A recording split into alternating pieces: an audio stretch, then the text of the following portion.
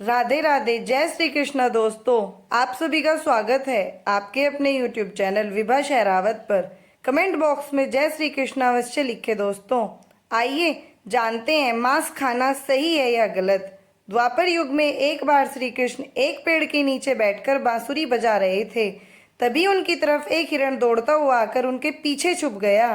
वह हिरण बहुत ही घबराया हुआ था।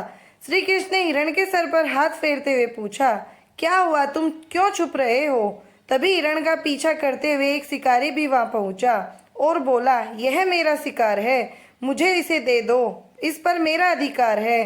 श्री कृष्ण बोले, हर जीवित प्राणी पर केवल उसका खुद का अधिकार होता है, ना कि किसी और का। तब वह शिकारी क्रोध में बोला, यह मेरा शिकार है, मैं इसे पकाकर खाऊंगा। तब श्री कृष्ण बोले, किसी भी जीव को मारकर खाना पाप की श्रेणी में आता है। क्या तुम पाप के भागी बनना चाहते हो? क्या तुम धर्म को नहीं जानते? क्या तुम धर्म को नहीं मानते? वह शिकारी बोला, मैं तुम्हारे जितना ज्ञानी तो नहीं, पर यह जानता हूँ कि मांसाहार कोई पाप नहीं है और जीवों को मारकर खाने में कोई हर्ज नहीं है, और मैं तो इस जीव को बंधन से मुक्त कर रहा हूँ। फिर क्यों मांसाहार से मना किया जाता है? वैसे भी मैं इसको मारकर नीच योनि से मुक्ति दिलाकर पुण्य ही कमा रहा हूँ, फिर इस पर पाबंदी क्यों? जहाँ तक मैंने सुना है, जीव हत्या को तो शास्त्रों में भी बताया गया है कि राजा लोग शिकार किया करते थे। आप ही बताइए, मांसाहार पाप है या पुण्य? श्री कृष्ण समझ गए कि इसकी बुद्धि मांस खाने के बाद मंद हो गई है और इसमें सोचने समझने की बुद्धि समाप्त हो चुकी है। फिर श्री कृष्ण बोले, इस विषय पर मैं तुम्हें कोई राय नहीं दूंगा, पर मेरी एक छोटी सी कथा सुनने के बाद तुम्हें उत्तर देना है कि मांसाहार पुण्य है या पाप। वह शिकारी सोचने लगा कि इसमें मेरा तो कोई घाटा है नहीं, इस कथा को सुनने ही लेता हूँ, मेरा मनोरंजन भी हो जाएगा और बाद में मुझे इस हिरण का मांस भी मिल जाएगा। श्री कृष्ण ने शिकारी से कहा कि सुनो, एक बार मगध में खाद्य संकट खड़ा हो गया था तो उनकी पैदावार भी कम हो रही थी। राजा को चिंता हुई कि यदि समस्या का शीघ्र निदान नहीं किया गया तो भंडार के अनाज भी जल्द खत्म हो जाएंगे और भीषण संकट खड़ा हो जाएगा। राजा ने अपनी सभा में मंत्रियों से पूछा, देश की खाद्य समस्या को सुलझाने के लिए सबसे सस्ती वस्तु क्या है? सभी मंत्रीगण सोच में पड़ गए, क्योंकि चावल, गेहूं, आलू आदि पदार्थों को उगाने के लिए बहुत श्रम करना पड़ता है। तब मांसाहार का शौक रखने वाले एक मंत्री ने सोचा कि यही उत्तम अवसर है जिसमें अंधाधुंध शिकार के लिए राजा की अनुमति ले ली जाए। उसने सभा में कहा कि मांसाहार से सस्ता खाद्य पदार्थ कोई नहीं है, इसके लिए धन का खर्च भी नहीं है और पौष्टिक खाना भी मिलता है। सभा से सभी मंत्रीगणों ने इस बात का समर्थन कर दिया, लेकिन मगध के महामंत्री अभी भी चुप थे।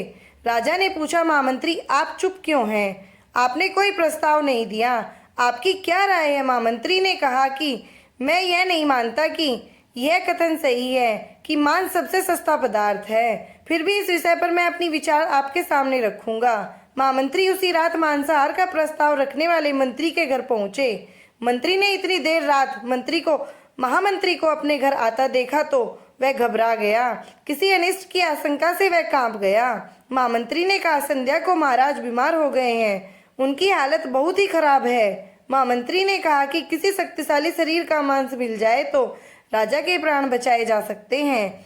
आप महाराज के सबसे विश्वास पात्र हैं, इसलिए आपसे अच्छा और कौन होगा। इसके लिए आप जो भी मूल्य लेना चाहे ले सकते हैं। आप कहे तो इस काम के लिए मैं आपको 1,00,000 स्वर्ण मुद्राएं भी दे सकता हूँ।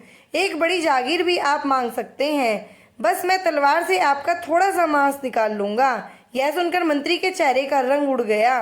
वह सोचने लगा, जब जीवन ही नहीं रहेगा तो 1,00,000 स्वर्ण मुद्राओं का मैं क्या करूंगा, और बड़ी जागीर है भी किसी काम की नहीं आएगी। वह अंदर भागकर गया और अपनी तिजोरी से 1,00,000 स्वर्ण मुद्राओं की पोटली लेकर आया।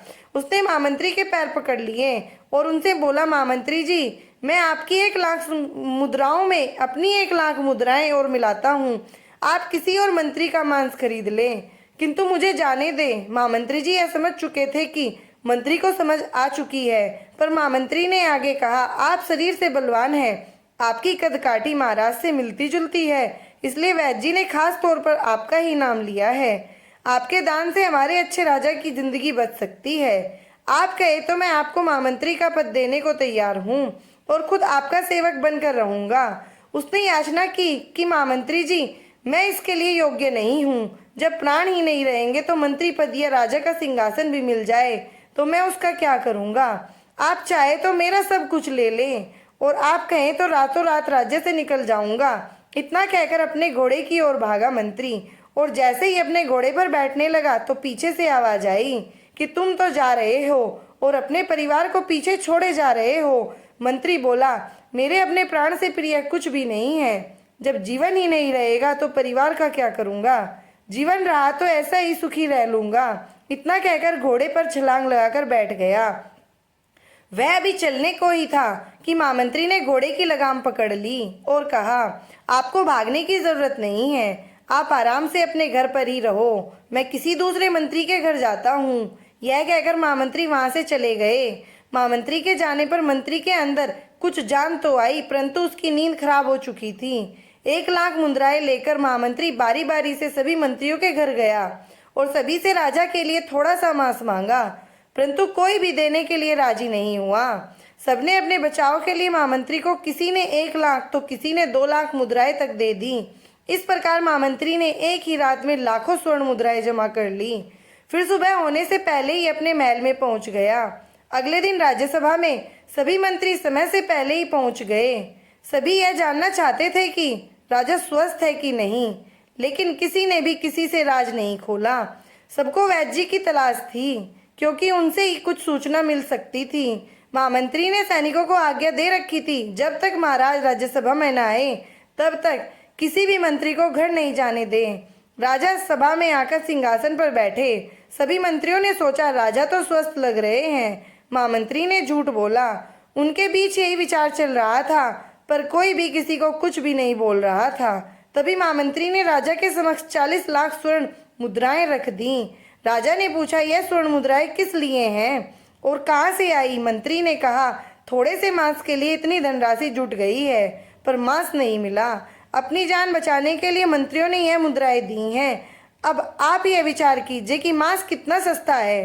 राजा को बात समझ में आ गई। उन्होंने प्रजा को अतिरिक्त परिश्रम करने का अनुरोध किया और राजा की अनाज भंडार में से अनाज निकालकर श्रमिकों को दिया गया। उन्होंने पौष्टिक सब्जियों की खेती का तुरंत आदेश दिया। उन 40 लाख स्वर्ण मुद्राएं इस कार्य के लिए और श्रमिकों के कल्याण के लिए खर्च की गई। इस तरह अनाज तेजी से पैदा होने लगा और कुछ समय बाद मौसम भी अनुकूल हुआ और खेती लहराने लगी। राज्य से खाद्य संकट दूर हुआ। श्री कृष्ण से यह ज्ञान पाकर शिकारी की आंखें खुल गई और उसे ज्ञान की प्राप्ति हो गई। वह जान गया कि मानवता जीवन में लेने में नहीं बल्कि जीवन देने में है। शिकारी भगवान श्री कृष्ण के आगे हाथ जोड़कर वापस चला गया और उसने कसम खाई कि वह अपने संपूर्ण जीवन में किसी को भी कभी चोट नहीं पहुंचाएगा। श्री कृष्ण हमें इस कथा के जरिए समझाना चाहते हैं कि हम यह ना भूलें कि जिस तरह हमें अपनी जान प्यारी है, इस तरह सभी जीवों को अपनी जान प्यारी होती है। दोस्तों, अगर आपको मेरी ये कहानी अच्छी लगी हो तो प्लीज़ मेरे चैनल को लाइक करें, सब्सक्राइब करें, शेयर करें और कमेंट करें। धन्यवाद दोस्तों।